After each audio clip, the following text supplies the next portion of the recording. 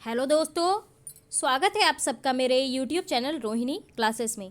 तो आज हम क्लास 7th की साइंस की एनसीईआरटी का चैप्टर 8 देखने वाले हैं, जिसका नाम है पवन, तूफान और चक्रवात।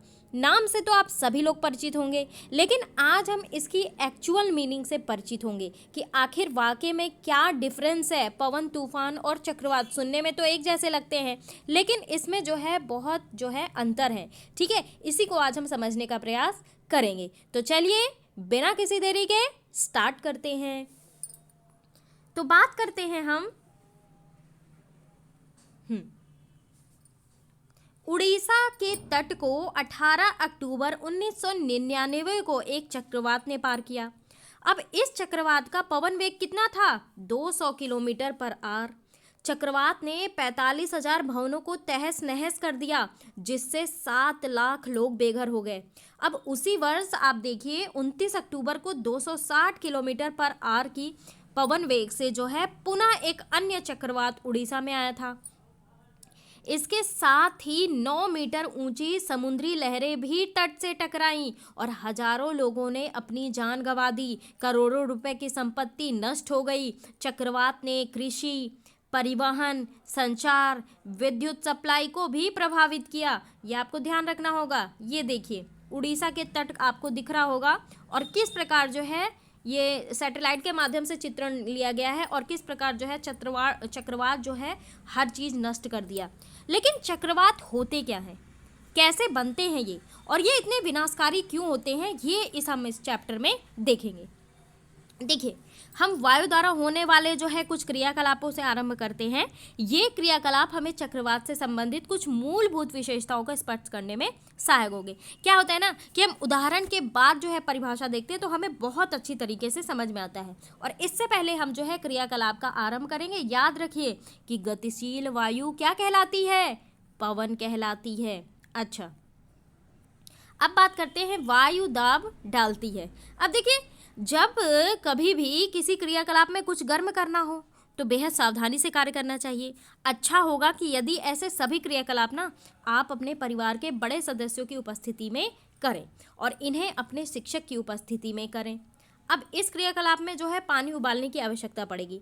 आप एक ढक्कन वाला टिन का एक डब्बा लीजिए, इसे पानी से लगभग आधा भर लीजिए और डिब्बे को मोमबत्ती की लौ पर तब तक गर्म कीजिए ना जब तक कि पानी उबलने ना लगे।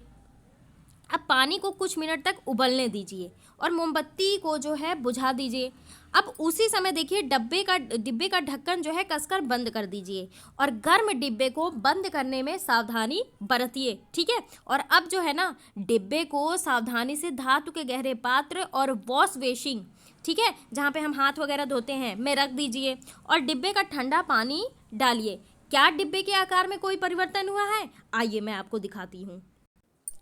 ये देखिए, गर्म जल से भरा डब्बा जब ठंडा किया जा रहा है तो देखिए किस प्रकार वो पिघल, ये मोमबत्ती के माध्यम से गर्म किया जा रहा है और जब इसमें ठंडा पानी डाल रहे हैं तो क्या किया जा रहा है? ठंडा किया जा रहा है। तो ये किस आकार का हो गया है? तो अब क्वेश्चन ये उठता है कि क्या आप अनुमान लगा सकते हैं कि डिब्बे का आकार विरूपित क्यों हो जाता है?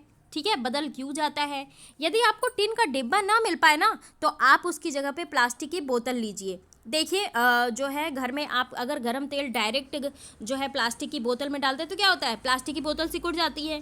ठीक है, और तो यही चीज़ है, प्लास्टिक की बोतल भी ले सकते हैं आप टिन के डिब्बे के स्थान पे। इसे गर्म जल से भर लीजिए, बोतल को खाली करके इसे तत्काल कसकर बंद कर दीजिए। अब बोतल को नल के बहते पानी के नीचे रख दीजिए। अब अपने कुछ अनुभव को याद करने का प्रयास कीजिए। जब आप पतंग उड़ाते हैं तो क्या आपके पीछे से पवन आने में सहायक होती है? बिल्कुल होती है। यदि आप किसी नौका में हैं तो क्या इसे चलाना आसान होता है यदि पवन उस दिशा के विपरीत आ रही हो जिसमें आप नौका को ले जाना चाहते हैं? क्या आपको पवन की दिशा के प्रतिकूल साइकिल चलाने में कठिनाई का अनुभव होता है? बिल्कुल होता है। तो आप जानते हैं कि हमें साइकिल के टायर को कसा हुआ रखने के लिए उसकी ट्यूब में हवा भरनी पड़ती है ना, बोलते हैं ना कि हवा निकल गई साइकिल की। ठीक है, तो आप ये भी जानते होंगे कि यदि साइकिल की ट्यूब में बहुत अधिक हवा भर दी जाए तो क्या होता है? वो फट जाती है। और ट्यूब के भीतर हवा क्या करती है? अपने मित्रों से आप लोग चर्चा कीजिए, ठीक है। साइकिल की ट्यूब में हवा कैसे भरते हैं ये आप सभी को पता है, उसके आकार को बनाए रखती है जो कि, तो क्या है ना कि ये सभी अनुभव हमें ये आभास कराते हैं कि वायु जो है क्या करती है, दाब डालती है। यानी कि जब साइकिल पे, ये बनाया मैंने साइकिल का पहिया, ठीक है, साइकिल का पहिया, इसमें भरी है हवा। जब इसमें हवा भरेगी तभी तो ये दाब डालेगा ना पृथ्वी पर, और तभी जो है ये रन करेगी। तो हमें अनुभव ये होता है कि हम जो है साइकिल में हवा इसलिए भराते हैं क्योंकि वायु जो है दाब डालती है, और इसी दाब के कारण जो है पवन द्वारा वृक्षों की पत्तियां, बैनर, झंडे जो है वो लहराते हैं। आप कुछ अन्य अनुभव भी बता सकते हैं जो ये प्रदर्शित करते हैं कि वायु जो है दाब डालती है। आइए अब हम ये समझने का प्रयास करते हैं कि डिब्बा या फिर बोतल जो है विरूपित क्यों हो गया था। यानी कि डिब्बा तो ऐसे था, पिचक पिचक गया था, ठीक है, तो क्यों हो गया था ऐसा, इसके बारे में बात करते हैं। जब डिब्बे पर गर्म पानी डाला जाता है तो क्या होता है, डिब्बे के अंदर की कुछ भाप जो है जल में संघनित हो जाती है, जिससे जो उसके अंदर की वायु होती है ना उसकी मात्रा कम हो जाती है। इसका परिणाम क्या होता है, परिणाम स्वरूप क्या होता है कि डिब्बे के भीतर ना वायु का दाब जो होता है डिब्बे के बाहर की वायु के दाब से कम हो जाता है, ठीक है। और दाब के इस अंतर के कारण ना डिब्बा जो है वो क्या हो जाता है, पिचक जाता है। यानी कि ये जो क्रियाकलाप हमने किया, ये क्रियाकलाप ये पुष्टि करता है कि वायु जो है दाब डालती है, ये चीज ध्यान रखिएगा। अब क्या है, अब ये है कि पवन का वेग बढ़ने पर वायु दाब घट जाता है। आइए इसको भी हम जो है क्रियाकलाप के माध्यम से समझने का प्रयास करते हैं। कागज के एक टुकड़े को मोड़कर किसी खाली बोतल के मुख से कम आमाप की गेंद जैसा आकार बनाइए और खाली बोतल को पकड़कर उसके मुंह के पास कागज की गेंद को रख दीजिए। अब फूंक मारकर गेंद को बोतल के भीतर डालने का प्रयास कीजिए, जैसे कि ये जो है कर रहा है। ये देखिए ये लड़का जो है जिस प्रकार कर रहा है। तो इस क्रियाकलाप में ना, इस क्रियाकलाप को विभिन्न आपाप की बोतल के साथ करने का प्रयास करें। अपने मित्रों से भी जो है फूंक मारकर गेंद को बोतल के भीतर डालने का प्रयास करने को कहिए। पहेली और बूझो चाहते हैं कि निम्नलिखित प्रश्न पर विचार किया जाए। कागज की गेंद को फूंक मारकर बोतल में डालना कठिन क्यों है ना। और देखिए गुब्बारे को फुलाना, ये देखिए साइकिल का एक रिंग लिया गया है और उसमें जो है बलून्स में पानी भर के रखा गया है। लगभग समान माप के 2 गुब्बारे लीजिए, गुब्बारों में थोड़ा पानी भर लीजिए और दोनों गुब्बारों को फुलाकर जो है प्रत्येक को धागे से बांध दीजिए। गुब्बारों को साइकिल के स्पोक या फिर कह लीजिए कि छड़ जो मैंने अभी आपको दिखाई, तो 8 से 10 सेंटीमीटर की दूरी पर लटका दीजिए और दोनों गुब्बारे के बीच के स्थान में फूंक मारिए। क्या आसान होगा? गुब्बारे के बीच में फूंक मारने के लिए विभिन्न तरीके अपनाइए और देखिए कि क्या होता है। अब दूसरा क्रियाकलाप देखिए, क्रियाकलाप 8.4। क्या आप फूंक मारकर कागज की पट्टी को उठा सकते हैं? तो बिल्कुल उठा सकते हैं। देखिए ये कागज की पट्टी में फूंक मार रहा है और ये जो है उठ गई। कागज की पट्टी के ऊपर फूंक मारना। लगभग 20 सेंटीमीटर लंबी और 3 सेंटीमीटर चौड़ी कागज की पट्टी को अपने अंगूठे और तर्जनी के बीच इस प्रकार पकड़िए कि पट्टी का अधिकांश भाग नीचे की ओर लटका रहे, जैसा कि चित्र में दिखाया गया है। अब कागज की पट्टी को ऊपर से फूंक मारिए। पहेली का विचार है कि पट्टी ऊपर उठ जाएगी, जबकि बूझो सोचता है कि पट्टी जो है नीचे झुक जाएगी। आपके प्रेक्षण किसे जो है सिद्ध करते हैं? अब आइए हम इन तीनों क्रियाकलापों को मर्ज करके देखते हैं कि मतलब क्या है। क्या आपके प्रेक्षण आपकी आशा के अनुरूप है, यानी कि वे वैसे ही हैं जैसा आपने सोचा था? क्या आपको ऐसा अनुभव हुआ क्या कि पवन का वेग बढ़ने पर वायुदाब कम हो जाती है?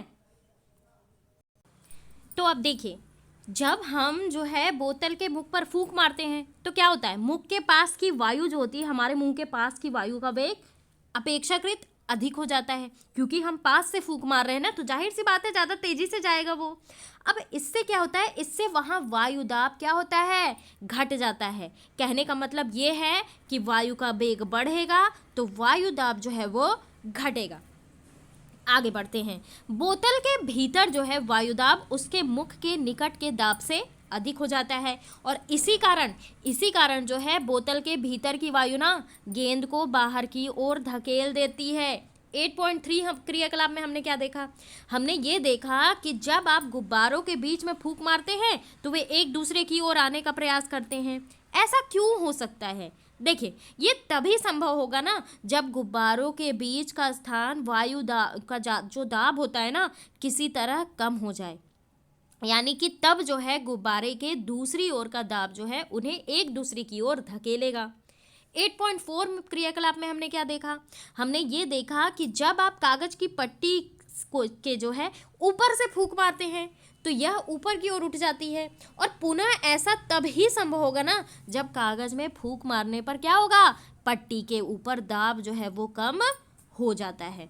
अब देखिए, हम ये देखते हैं कि पवन का वेग जो है बढ़ने से वायुदाब वास्तव में कम हो जाता है।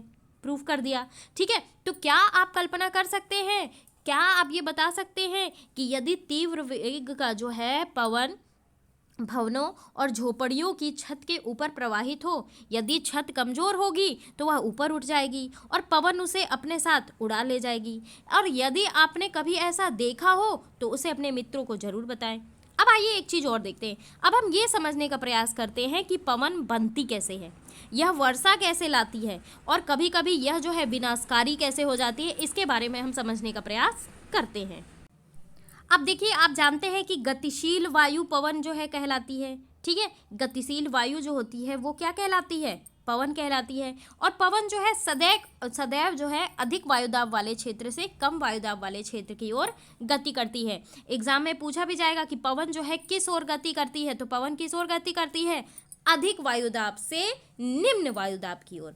ठीक है, यानी कि वायुदाबों के बीच ना जितना अधिक अंतर होगा पवन का वेग उतना ही अधिक होगा। लेकिन प्रकृति में जो है विभिन्न क्षेत्रों के वायुदाब में भिन्नता कैसे उत्पन्न होती है?